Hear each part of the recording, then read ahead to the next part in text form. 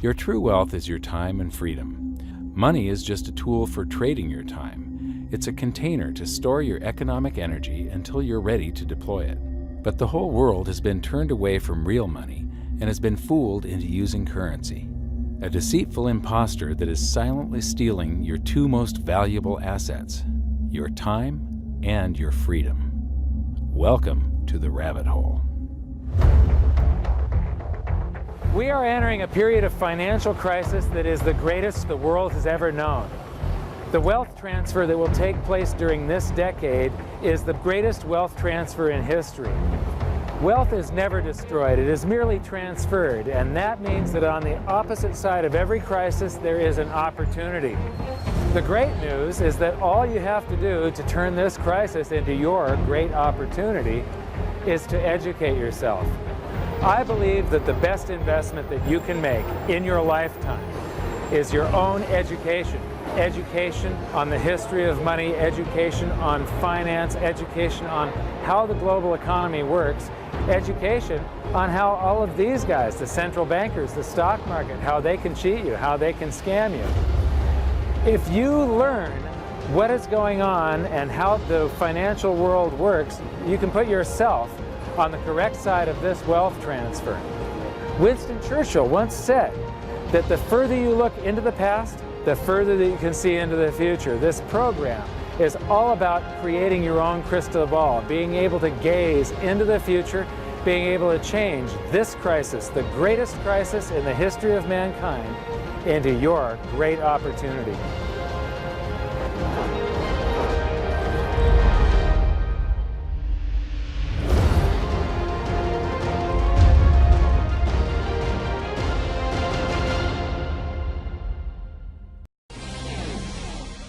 Hi, I'm Bill O'Reilly reporting tonight from South Florida. Thanks for watching us. Are we the people responsible for the chaos that is enveloping America? That is the subject of this evening's Talking Points memo. The folks are indeed responsible for the government they get. Germans could have thrown Hitler out. They did not. Russians fought hard for Stalin. The Chinese surrendered to Mao. The Cubans allowed Fidel Castro to take away their liberty. The folks are responsible. And now Americans are faced with a citizen challenge, not at the levels of totalitarianism, but a very serious economic situation. Yesterday, the Government Accountability Office, the nonpartisan investigative arm of Congress, released its annual audit of the U.S. government. The report covers the fiscal years 2011 and 12. The conclusion of the report is this, quote, absent policy changes, the federal government continues to face an unsustainable fiscal path. Let me repeat that. Absent policy changes, the federal government continues to face an unsustainable fiscal path. If the feds do not stop the wild spending and do not reform Medicare and Social Security, the U.S. dollar will collapse. That means that all of our savings, all of our investments, our homes, and everything else will blow up before our eyes. Now, chances are you will not hear about the GAO's report today, except on this program. The liberal media will not tell you what is going on. The reason? President Obama does not want to cut federal spending or reform entitlements. That is crystal clear. And the media loves President Obama. So the folks be damned. This is like telling people standing on a beach, hey, a tsunami's coming, and if you don't move, you're going to be killed. But the beach folks say, I like it here. I'm not moving. And then eventually the wave sweeps them away. That's exactly what's happening now. We're living in a country that's polarized. We're also living in a country that is becoming addicted to machines, the internet. We discussed that last night. Many American citizens, perhaps most, are now too lazy to pay attention to their country. They're selfish, caught up in individual pursuits. Thus, the federal government has been allowed by we the people to get out of control. Last year, the Fed spent $1.1 trillion more than the government took in. That is grossly irresponsible. The debt now approaching $17 trillion. President Obama, the biggest spending chief executive in history. So, I have to play Paul Revere here. I have to continue to tell you the truth. But I also believe many Americans simply will not listen. And even worse, they are not smart enough to even care. Disaster could be coming. You know, in the U.S., the deficit spending is out of control. And the currency creation, it took 200 years to go from $0 in existence, paper dollars, to 825 billion. And then it took just a few months to go to about 1.75 trillion. In March of 2009, they announced another 1.2 trillion. Now, when they do that, that's just printing currency. That's like just running the printing press. There's a blizzard of paper right now. Never before have all the world's currencies been fiat currencies. All that paper throughout history tries to come and land on this same tiny little pile of metal periodically. Right now, gold has begun this accounting again. This time, it's going to be worldwide. This is the greatest opportunity in the history of mankind because this is going to be the greatest wealth transfer in the history of mankind. Throughout history, they start off with a certain amount of money in their society, gold and silver. And they come out with representations of gold and silver, like paper notes or debased coinage, where you're mixing it with copper. And they increase the currency supply.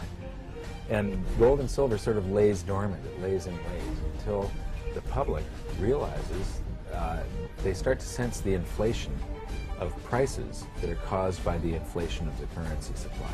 And then they rush back toward gold and silver to protect their purchasing power, and in doing so, they bid the price up until it accounts for the currency supply. And that's your opportunity. That's this enormous wealth transfer.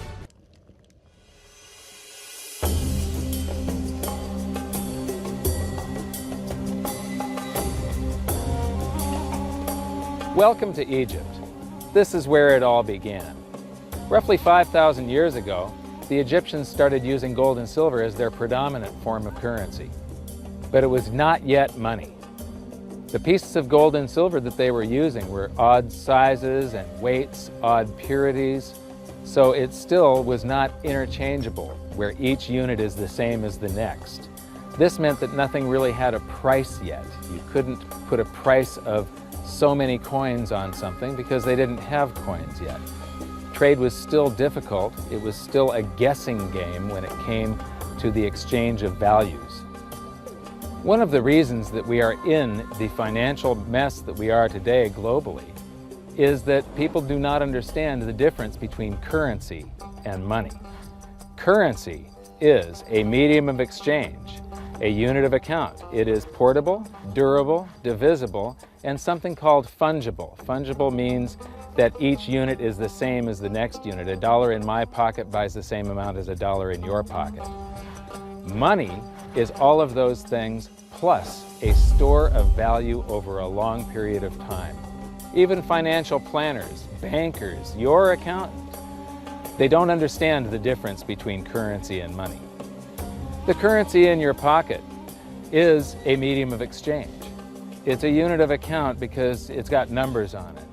It's somewhat durable, it's portable, it's divisible in that you can make change, and it's fungible. $1 in my pocket buys the same amount as $1 in your pocket. But because governments can print more and more and more of it and dilute the currency supply, it's continually transferring wealth out of your pocket, out of your bank account, to the government and to the banking system. The reason that gold and silver are the optimum form of money is because of their properties. It's an easy medium of exchange because gold and silver store a large amount of value in a very small area. It's a unit of account. Pure gold has the same value all over the planet. So an ounce of gold buys the same amount here in Egypt as it would in China or in the United States. It's durable. The same gold that Egyptians were using in trade 5,000 years ago is still here with us today. It does not corrode. It's divisible. You can make change with it. It's very portable. You could use something like oil as money. It's just that you can't carry around a barrel of oil on your back. It's fungible. Pure gold is the same wherever it is on Earth. Pure silver is the same wherever it is on Earth. It's limited in quantity. That's the reason that it maintains its purchasing power. Governments cannot print it. Over the last 5,000 years, only gold and silver have maintained their purchasing power. There have been thousands upon thousands of fiat currencies, currencies that are unbacked by gold or silver, and they have all gone to zero. It's a 100% failure rate.